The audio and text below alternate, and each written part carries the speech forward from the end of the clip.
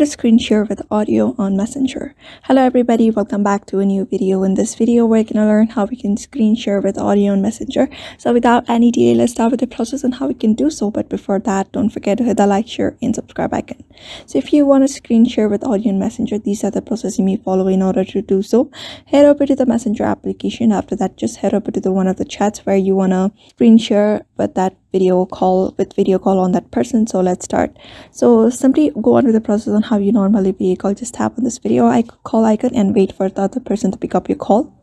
And after the call starts, you can find this media option at the bottom very easily. Just tap on it at the middle button. Just tap on it, and when you tap on it, you'll be taken to another page where you can find the start sharing option.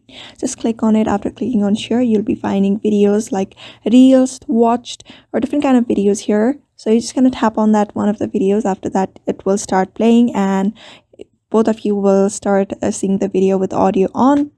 After that is done, that's how you basically screen share with audio on. So I hope this video was helpful to you, and thank you for watching this video.